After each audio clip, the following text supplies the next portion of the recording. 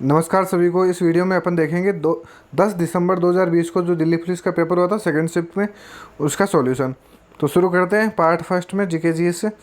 एक number question है, नेपाल की सबसे लंबी नदी। नेपाल की सबसे लंबी नदी कर्णाली नदी का आध्यात्मिक स्रोत निम्नलिखित में से कौन सा है? तो वह है मामचा ख्वाब खबाब। फिर अगला क्वेश्चन है, महात्मा गांधी और उनके स्वयंसेवकों के दल द्वारा निम्नलिखित में से कितने दिनों तक दांडी मार्च यात्रा की गई थी? तो ये की गई थी 24 दिन की। तो ये दांडी मार्च का ध्यान रखना है। दांडी मार्च हुआ कब था, कहाँ पे शुरू हुआ था और कैसे कैसे क्या हुआ था? तो ये हुआ था, देखो, 12 मार्च 1930। 12 मार्च 1930 12 मार्च 1930 को ये दांडी मार्च शुरू हुआ था और हुआ था साबरमती आश्रम से। तो साबरमती आश्रम से शुरू हुआ और ये दांडी तक पहुंचा। दांडी कब पहुंचा? तो ये पहुंचा था 6 अप्रैल 1930 को। 6 अप्रैल 1930 को ये दांडी पहुंचकर गांधी जी ने नमक कानून तोड़ा। तो इन दोनों के बीच का डिफरेंस हो गया 24 दिन, और यही क्वेश्चन में पूछा है। शुरू कब कहाँ से हुआ? तो साबरमती आश्रम से। और ख़त्म कहाँ हुआ? दांडी से। तो ये ध्यान रखना। फिर यहाँ से लेकर यहाँ की दूरी थी, ये भी पूछी जाती है। तो वो थी 322 किलोमीटर। यहाँ से दूरी थी 322 किलोमीटर और समर्थक थे वो 79, यानी 79 समर्थकों के साथ गांधी जी ने ये दांडी मार्च या दांडी यात्रा शुरू की थी। इसे नमक सत्याग्रह भी बोला जाता है। और इस यहाँ से शुरू हुआ था और यहाँ दांडी तक था। 322 किलोमीटर की दूरी तय की, 79 समर्थक थे और इन यहाँ की दूरी तय करने में 24 दिन लग गए। फिर अगला क्वेश्चन, निम्नलिखित में से किस वर्ष में भारत सरकार द्वारा प्रमुख कार्यक्रम में एक एकीकृत संरक्षण मिशन नमामि गंगे कार्यक्रम को अनुमोदित किया गया था? तो वह था 2014 में। फिर अगला क्वेश्चन है, वह न्यूनतम प्रतिशत जमा होती है। वह न्यूनतम प्रतिशत जमा होती है जो किसी वाणिज्यिक बैंक को तरल नकदी, सोना या अन्य प्रतिभूतियों के रूप में रखनी होती है। तो उसे बोला जाता है वैधानिक तरल अनुपात। फिर अगला क्वेश्चन है, चंद्रगुप्त प्रथम को निम्नलिखित में से कौन सी नगरी लिच्छवियों से दहेज के रूप में प्राप्त हुई? तो ये चंद्रगुप्त प्रथम को पाटलिपुत्र है वो दहेज में मिली थी और इनका विवाह हुआ था लिच्छवी वंश की राजकुमारी थी कुमार देवी, उनके साथ विवाह हुआ। तो और विवाह होने के बाद पाटलिपुत्र को इनको दहेज में दे दिया गया था। तो ये भी ध्यान रखना कि चंद्रगुप्त प्रथम का विवाह किसके साथ हुआ? कुमार देवी के साथ, और वो लिच्छवी वंश की राजकुमारी थी। फिर और क्या पूछा जा सकता है? तो एक गुप्त वंश का संस्थापक तो था श्रीगुप्त, और गुप्त वंश का वास्तविक संस्थापक है वो है चंद्रगुप्त प्रथम। और इसने महाराज धीराज की उपाधि भी धारण की थी, ये भी आपको ध्यान रखना। फिर अगला क्वेश्चन है, करेंसी नोटों के मूल्य की पहचान में दृष्टिबाधित व्यक्तियों की सहायता हेतु आरबीआई ने निम्नलिखित में से कौन सा मोबाइल एप्लीकेशन प्रस्तुत किया है? तो वह है मनी मोबाइल एप्लीकेशन। फिर अगला क्वेश्चन है, न्याय का भारतीय संविधान की प्रस्तावना में उल्लेख नहीं किया गया है।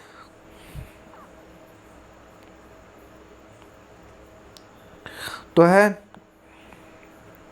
न्याय का भारतीय संविधान की प्रस्तावना में उल्लेख नहीं किया गया, तो वह वितरित। तो देखो, भारतीय संविधान की प्रस्तावना में 3 प्रकार की न्याय है। 3 प्रकार की न्याय है, कौन कौन सी? तो आप ये ध्यान रखना,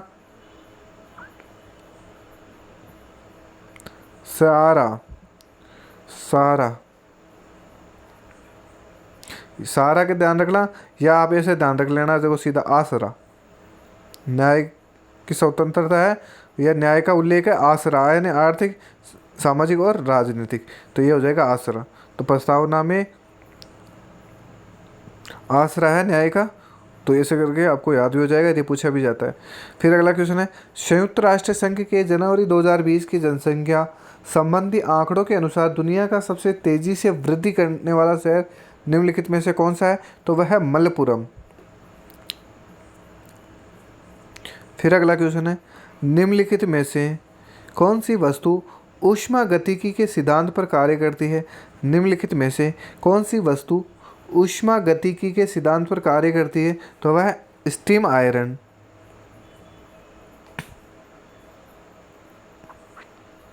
फिर अगला क्वेश्चन, निम्नलिखित में से किस राज्य ने जनवरी 2020 में खेल कूद के प्रोत्साहन हेतु सर्वोत्तम राज्य के लिए स्पोर्ट स्टार एसएस पुरस्कार प्राप्त किया है?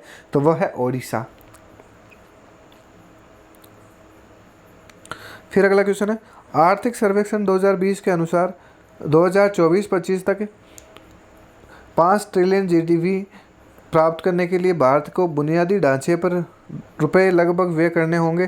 तो वह 100 लाख करोड़ रुपए व्यय करने होंगे। फिर अगला क्वेश्चन है, केंद्रीय बैंक द्वारा मुद्रा आपूर्ति बढ़ाने के लिए निम्नलिखित में से कौन सा विकल्प अपनाया जाता है? तो यह खुले बाजार में सरकारी प्रतिभूतियां खरीदता है। फिर अगला क्वेश्चन है, आर्थिक सर्वेक्षण 2020 के अनुसार विश्व में उभरते ग्रीन बॉन्ड बाजार के रूप में भारत का स्थान निम्नलिखित में से कौन सा है? तो वह है दूसरा। फिर अगला क्वेश्चन है, 2011 की जनगणना के अनुसार निम्नलिखित में से किस जिले में साक्षरता की दर सबसे कम है? तो वह है दंतेवाड़ा की साक्षरता दर सबसे कम है। फिर अगला क्वेश्चन है, निम्नलिखित में से कौन सी मिजो लोगों की एक पारंपरिक नृत्य शैली है? तो वह है चेराव। मिजो लोगों की एक पारंपरिक नृत्य शैली है, वह है चेराव।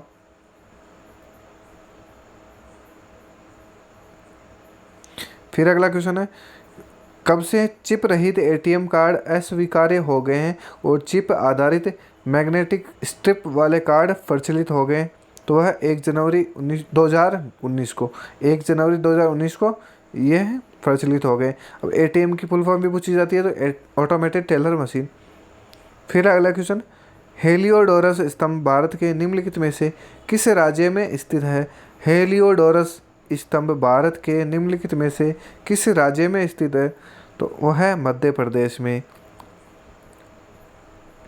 फिर अगला क्वेश्चन है, इंटरनल डिस्प्लेसमेंट मॉनिटरिंग सेंटर आईडीएमसी द्वारा वर्ष 2019 में व्यक्तियों के आंतरिक विस्थापन संबंधी वैश्विक रिपोर्ट GRID 2020 के अनुसार विश्व में भारत का स्थान था? तो वो था पहला स्थान।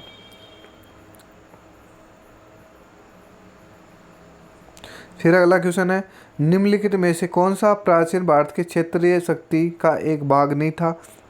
तो वो था कान्युकुब्ज, यानी मगध, कुरु और कौशल ये प्राचीन भारत के क्षेत्रीय शक्ति का एक भाग थे। और कौशल की राजधानी श्रावस्ती भी थी। फिर अगला क्वेश्चन, सितंबर 2020 तक की स्थिति अनुसार जारीकर्ता बैंक के एटीएम से हर महीने निम्नलिखित में से कितने वित्तीय लेन देन निःशुल्क किए जा सकते हैं? तो वह है 5। फिर अगला क्वेश्चन है, निम्नलिखित में से कौन भारत की संसद के एक वास्तुकार थे? भारत की संसद के वास्तुकार थे तो वह थे हर्बर्ट वेकर। फिर अगला क्वेश्चन है, मोढेरा के सूर्य मंदिर की वास्तुकला निम्नलिखित में से किस प्रकार की है? तो वह है चालुक्य स्थापत्य कला शैली। फिर अगला क्वेश्चन है, संयुक्त राष्ट्र संघ UN द्वारा निम्नलिखित में से किस अवधि को अंतर्राष्ट्रीय जल एवं स्वच्छता दशक घोषित किया गया था? तो 1981 से 90 के मध्य। फिर अगला क्वेश्चन है, भारतीय संविधान में निम्नलिखित में से किस संशोधन द्वारा राष्ट्रीय किराया अधिकरण विचार प्रस्तावित किया गया? तो वह था 75वां संविधान संशोधन। 74वें संविधान संशोधन में तो 12वीं अनुसूची जोड़ी गई थी जिसका संबंध है नगर पालिकाओं से। फिर 73वें संविधान संशोधन में जोड़ी गई थी, वो 11वीं अनुसूची जोड़ी गई थी पंचायती राज संबंधित। फिर अगला क्वेश्चन, संविधान सभा में महिला प्रतिनिधियों की संख्या कितनी थी? तो वो थी 15 महिलाएं थी। फिर अगला क्वेश्चन है, टूटी लावा मेले का पर्व किस राज्य में मनाया जाता है? टूटी लावा मेले का पर्व मनाया जाता है वह है झारखंड में। तो झारखंड में और कौन कौन से मनाए जाते हैं? तो एक तो ध्यान रखना सरहुल, बहुत इंपॉर्टेंट है।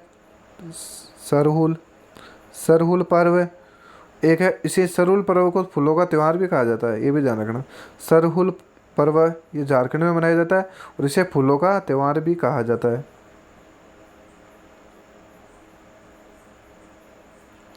फिर है और कौन सा, तो ये टूसू पर्व है, ये भी ध्यान रखना, टूसू पर्व है। टूसू पर्व भी कहा जाता है इसे, और इसे टूसू पर्व भी कहा जाता है। एक है चांदी पर्व है, चांदी पर्व है, ये भी ध्यान रखना। एक है कर्मा और एक है फगुआ, ये भी ध्यान रखना। कर्मा महोत्सव और फगुआ पर्व ये भी झारखंड में मनाया जाता है। तो सरहुल सबसे ज़्यादा ध्यान रखना, सरहुल और टूसू पर्व ये दोनों इंपॉर्टेंट है। और सरहुल को फूलों का त्यौहार ही कहा जाता है, और ये सरहुल है ये आदिवासियों द्वारा मनाया जाता है झारखंड में। फिर अगला क्वेश्चन है, देश के 28 राज्यों में निम्नलिखित में से कितने फोकस जिलों से में आंशिक टीकाकृत और टीकाकरण से वंचित बच्चों की संख्या सर्वाधिक है? जैसा कि टीकाकरण हेतु 2014 में मिशन इंद्रधनुष के तहत चिन्हित किया गया है, तो वह है 201। फिर अगला क्वेश्चन है, 1018 में कन्नौज के निम्नलिखित में से किस शासक के समय महमूद गजनवी ने आक्रमण किया था? तो वह किया था राज्यपाल प्रतिहार के समय।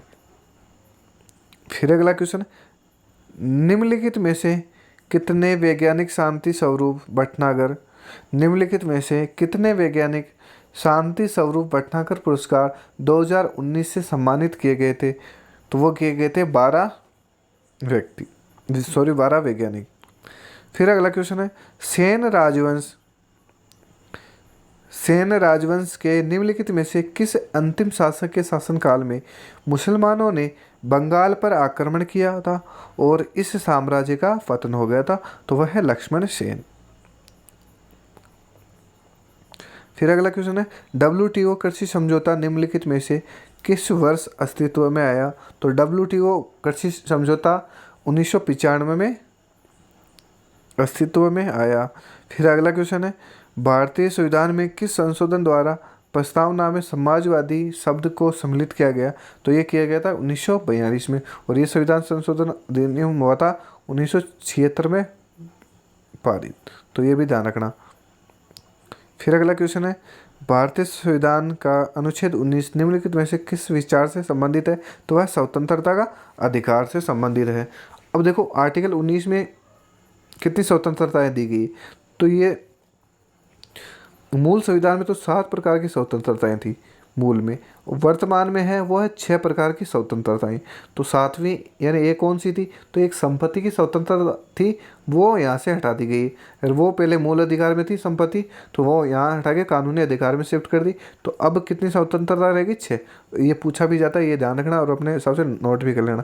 तो देखो article 19 A, article 19 B, C, D और E, F है नहीं, 19F था वो हटा दिया, संपत्ति की स्वतंत्रता थी 19F में, वो 44वें संविधान संशोधन द्वारा यहाँ से हटा दी गई। तो F है नहीं तो बच जाएगा G। अब ध्यान रखना 19A में क्या है? A का मतलब ध्यान रखना अभिव्यक्ति, मतलब अभिव्यक्ति की स्वतंत्रता किसमें है? तो वह है 19A में। अभिव्यक्ति का मतलब होता है बोलने की स्वतंत्रता या प्रेस की स्वतंत्रता, तो ये किस में हो जाएगी? 19A में। फिर है B, 19B में क्या बताया हुआ है? तो 19B का ध्यान रखना, B यानी बिना बंदूक, आपको इतना ध्यान रखना, B यानी बिना बंदूक, मतलब बिना बंदूक रहोगे तो शांति रहेगी, तो शांतिपूर्ण सभा करने का की स्वतंत्रता है 19B में। फिर है C फॉर संघ बनाने की स्वतंत्रता किसमें है? तो 19C में। और ये सबसे ज़्यादा इंपॉर्टेंट है D, ये ध्यान रखना, डी भी पूछा जाता है, हालांकि पूछे सारे जाते हैं बारे बारे, लेकिन ये बोलने के चांस आपके डी के। डी का मतलब ध्यान रखना कि 19D में क्या बताया हुआ है? 19D में बताया है पहले तो ध्यान रखना, डी का देश के किसी भी क्षेत्र में आवागमन की स्वतंत्रता। अब आवागमन के हिसाब से ध्यान रखना कि देश में ड्राइविंग, डी फॉर देश और डी फॉर ही ड्राइविंग, मतलब देश में घूमोगे तो गाड़ी से घूमोगे, गाड़ी के लिए ड्राइविंग आनी चाहिए। तो 19D का ध्यान रखना कि देश के किसी भी क्षेत्र में आवागमन की स्वतंत्रता है, तो वह 19D में। फिर ई का मतलब इस्टेब्लिश, मतलब निवास। तो फिर आपसे क्वेश्चन पूछा जाता है कि देश के किसी भी क्षेत्र में निवास करने की स्वतंत्रता किसमें? तो वह 19E में। फिर जी यानी जीविका, तो जीविका चलाने की स्वतंत्रता या व्यापार व वाणिज्य के लिए स्वतंत्रता वह है 19 जी में। तो ऐसे करके आपको 6 ध्यान रखना है, 19 ए से लेकर 19 जी तक। और 19 एफ में था स्वतंत्र संपत्ति की स्वतंत्रता, जो 44वें संविधान संशोधन द्वारा यहाँ से हटा दी गई। और उसी टाइम वो आर्टिकल 31 जो संपत्ति का अधिकार था वो भी हटा के कानूनी अधिकार में शिफ्ट कर दिए गए। ऐसे करके आपको ध्यान रखना है। फिर है द लाइफ डिवाइन नामक पुस्तक के लेखक निम्नलिखित में से कौन है? द लाइफ डिवाइन नामक पुस्तक के लेखक है वह श्री अरविंदो। फिर अगला क्वेश्चन है, भारत में शुष्क भूमि की कृषि मुख्य रूप से कम वर्षा वाले क्षेत्र में सीमित है, तो वह है 75 सेंटीमीटर, 75 cm। फिर अगला क्वेश्चन है, सीमांत उपभोग प्रवृत्ति MPC उच्चतर हो जाने पर सरकारी व्यय गुणक पर क्या प्रभाव पड़ता है? तो है यह अधिक हो जाता है। फिर अगला क्वेश्चन है, महमूद गवाह साम्राज्य का एक प्रतिष्ठित मंत्री था। तो महमूद गवाह बहमनी साम्राज्य का एक प्रतिष्ठित मंत्री था।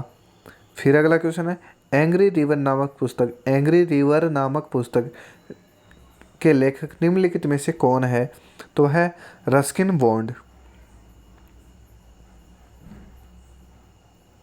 फिर अगला क्वेश्चन है, नार्तियांग एकाश्म भारत के निम्नलिखित में से किस राज्य में स्थित है? नार्तियांग एकाश्म भारत के निम्नलिखित में से किस राज्य में स्थित है? तो वह है मेघालय में। फिर अगला क्वेश्चन है, निम्नलिखित में से किसने FIDE इंटरनेशनल चेस फेडरेशन विश्व कप 2019 जीता था? तो वह जीता था तैमूर राजवानवोव ने। फिर अगला क्वेश्चन है, निम्नलिखित में से किस जीव के 3 हृदय होते हैं? निम्नलिखित में से किस जीव के 3 हृदय होते हैं? तो वो होते हैं स्क्विड। फिर अगला क्वेश्चन है, चुंबकीय क्षेत्र की ओर किसी वस्तु को आकर्षित किए जाने के बजाय इसे प्रतिकर्षित किए जाने की परिघटना को निम्नलिखित में से क्या कहा जाता है? तो वो कहा जाता है माइसनर प्रभाव। फिर अगला क्वेश्चन है, गंगा का निचला मैदान भारत के निम्नलिखित में से किस पड़ोसी देश तक विस्तृत है? तो वह है बंगाल देश तक विस्तृत है। फिर अगला क्वेश्चन है, तारपा नृत्य का एक लोक नृत्य है तो दादर एवं नागर हवेली का। तारपा नृत्य है वह है दादर एवं नागर हवेली का एक लोक नृत्य है। फिर अगला क्वेश्चन है, नॉर्वेजियन नेशनल अवार्ड्स में सर्वश्रेष्ठ अभिनेता का पुरस्कार जीतने वाला प्रथम भारतीय निम्नलिखित में से कौन बन गया है? तो वह है आदिल हुसैन। फिर अगला क्वेश्चन है, संविधान सभा में उद्देश्य प्रस्ताव निम्नलिखित में से किसके द्वारा प्रस्तुत किया गया था? तो वह किया गया था जवाहरलाल नेहरू द्वारा। फिर अगला क्वेश्चन है, दिसंबर 2019 में भारत सरकार ने कितने खेलों को 2024 और 28 के ओलंपिक खेलों के लिए पदक संभावित रूप से विकसित किए जाने हेतु चिन्हित किया था और राज्य सरकारों के साथ मिलकर एक राज्य एक खेल पहल प्रारंभ की थी? तो वह 14 खेलों को प्रारंभ किया गया था।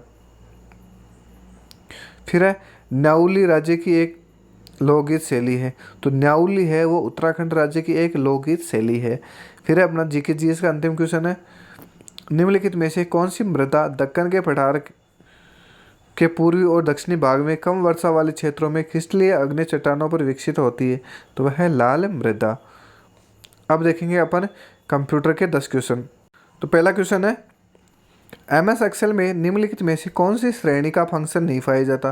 तो MS एक्सेल में निम्नलिखित में से कौन सी श्रेणी का फंक्शन नहीं पाया जाता? तो फाइनेंशियल, लॉजिकल, साइंटिफिक और टेक्स्ट, तो ये तीनों पाए जाते हैं। वैज्ञानिक या साइंटिफिक फंक्शन नहीं पाया जाता। फिर अगला क्वेश्चन है, MS वर्ड के निम्नलिखित में से किस टैब में टेबल विकल्प होता है जिसका प्रयोग टेबल इंसर्ट करने के लिए किया जाता है? तो वह है इंसर्ट। टेबल आपको इंसर्ट करनी है तो आप इंसर्ट ऑप्शन में या क्लिक करोगे। फिर अगला क्वेश्चन, निम्नलिखित में से किस ईमेल एड्रेस फील्ड में ईमेल के कंटेंट का संक्षिप्त सारांश होता है लेकिन ईमेल कंपोज करते समय इसकी अनिवार्यता नहीं होती? तो वह है सब्जेक्ट।